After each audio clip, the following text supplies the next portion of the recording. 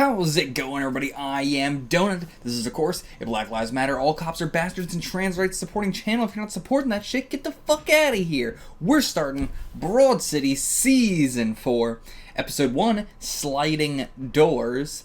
What could sliding doors be? Maybe, like, holy shit, I can't believe we're able to afford a place that has sliding doors. That's one thing I can think of, and it feels very fitting for the show. Because I mean, that is like a step up of living, being able to afford sliding doors. But that's all I can really guess. Again, don't want to do a big preamble, so let's just get right into it. If you want to see the full length, you can check it out on the Patreon below for $4 a month. If you want to get early access for a couple episodes ahead, you can also get that on the Patreon, separate tier, $4 a month, or you can get them both for $8 a month. That's how it works. Go check it out on the Patreon. Yeah.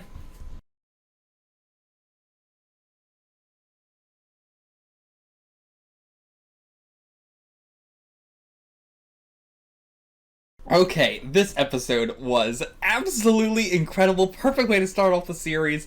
Fucking loved it. Like, it became clear once they were sitting on that bench, like, okay, so this can't be the real way they actually met, because one, we already, like, I didn't even think about how we established in the other version her and Bever's thing, and then I wasn't even thinking about that until the bench, and I was like, no, okay, yeah, they've been setting up this whole time, yeah, it can't have happened this way, there's no way, it has to have gone down in the way that where their lives were shitty, or that day was shitty for them. And that's such a fascinating thing to do, right? Like, that's clearly what they were setting up for this whole episode of, you think, like, one, I'm not really sure what I was supposed to think. I was just kind of taking it as like this is fascinating, but I'm holding off on what I think the fuck is going on until the end. Because, yeah, like, if I thought that the version where their lives was going good, if that was actually how they met, what would the other version be? Just, here's what their lives would be like without each other? That's how it seemed for the first half of it, but then towards the second half it became like, okay, so not quite what we're doing, maybe, but either way, fucking loved getting, I love a good prelude episode, a good prequel episode when it is done like that. I think they're much more stomachable when it comes in a like comedy series like this, rather than when you try and do it in something serious. It's hard to do it good without it, like, if you're doing just like a straight up flashback, that's one thing, but if you're doing like a whole prequel, then that's a little bit different, because you have to really be thinking about so much of the stuff in this, like, where you get recontextualizing stuff, and I think that's the key to a prequel, is recontextualizing everything and retconning certain stuff. And so the fact that, one, we were able to do a bunch of retcons, do a bunch of recontextualizing stuff, and then also just wipe clear, just saying, like, nope, none of that actually happened. It's also such a weird, like, if they had met earlier, like, if they had stayed together as friends earlier, they would have died.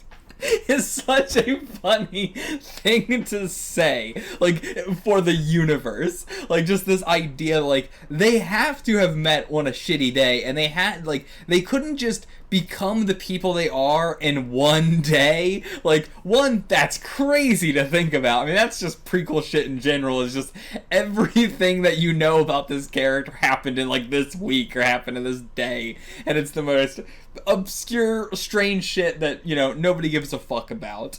And yeah, this was, like, really lampshading that a lot, of like, of course they're not just gonna turn into the people they are in one day. That's insane. That's nuts. And with some of the stuff we can see from that shitty day still sort of like carries over in their characters a bit, and we don't get to see how like a lot of the big stuff happens. Like, we don't get to see how Abby gets the tattoo, we don't get to see how Lana gets the curly hair, stuff like that is like left obscure, and yeah, I think that's fascinating. And yeah, the fact that, like, Bevers was very respectful, very, very understanding and wanting to do everything, and the absurdity, because it is, like, there's no way that you can reconcile that version of the character is the exact same version that we have seen for seasons, unless they have that line in there where he's like, alright, I want to do what my host wants me to do, I want to be respectful to my host, so the rules of the house are, I don't pay money, I get to eat any food I want, just like, that's the way that I would buy that he acts like the way he does now versus that's how he used to be. It's like, yeah, he's just trying to be. And he legitimately thinks, like, we do see that in present times throughout the seasons. He thinks what he is doing is good. And because Abby is so passive aggressive, it doesn't seem like he can pick up on that at all. He doesn't seem to be able to pick up on passive aggressiveness or even somebody being nice to him, or like, you know, he doesn't pick up on the subtle cues. So without Abby straight up saying, I don't like that you're doing this, he's just thinking that he's still being perfect. I love that. What a concept. What a concept. And the bait and switch of like, oh my god, is Mallory here? No, of course not. We're never gonna see her. We're never ever gonna see her. Absolutely not. We also got Jaime as well, like Alana just rushing in there and kissing Jaime, but we don't really get what was going on there. Like, were they dating, or was that just a Alana thing? I mean, that's just an Alana thing to do. His look as well was so different than what I would have imagined. Like, my god. I don't know how to describe it. I don't know what aesthetic that is. I don't know what I could possibly say that is, but it's so different. The hat especially, I don't know what it is about that, but yeah, so much more greasy is the best way I could put it. I do love that in both timelines, versus the one that's correct or the one that they died in, they bond primarily over smoking weed. That's like their main bonding thing. Which feels incredibly fitting for these two. And a lot of people, to be fair. It's a perfect way to bond with somebody pretty quickly. Getting to see what her old house was like with her old roommates, that was incredible. They had to have cut out so much stuff from that thing, because like the numbers in their PowerPoint were like number 27, number 28, number 29, and it's like, how much shit do we not even see there? We had to cut out so much of that stuff. And yeah, I do like in our alternate reality timeline sort of thing.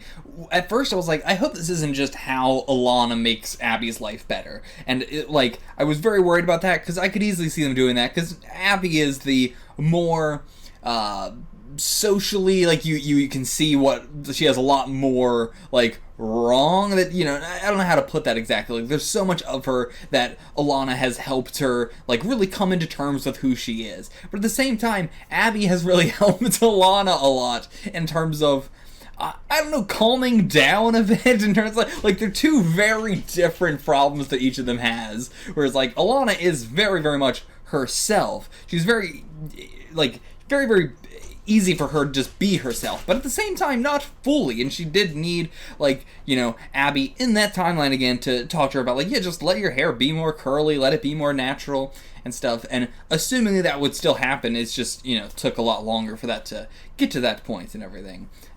And yeah, I really appreciate that they each are able to help themselves or help each other in very different ways, but they also are, you know, still like mean to each other in some ways, or like nagging at each other in some ways. It's nice to see that middle ground there instead of just going all out one way or another. Oh yeah, the guy selling bubbles, who just one woman talking back to him ruins his life. He's instantly like, my life is over, I hate this, I hate my life, starts crying. just the only difference is just one woman talking back to him. Oh god, I love it. But yeah, overall, very fun, very unique idea. I dig how much they were like, we want to do a prequel episode, but that's been done to death. It's so cliche at this point. How do we do it a little bit differently? And yeah, this was a very interesting way to do that differently and to pull the rug out from under me. Really appreciated it. Looking forward to this season. I'll see you guys for the next one. Again, if you want to get some episodes early, go check it out on the Patreon for $4 a month. Till then, get the fuck out of here.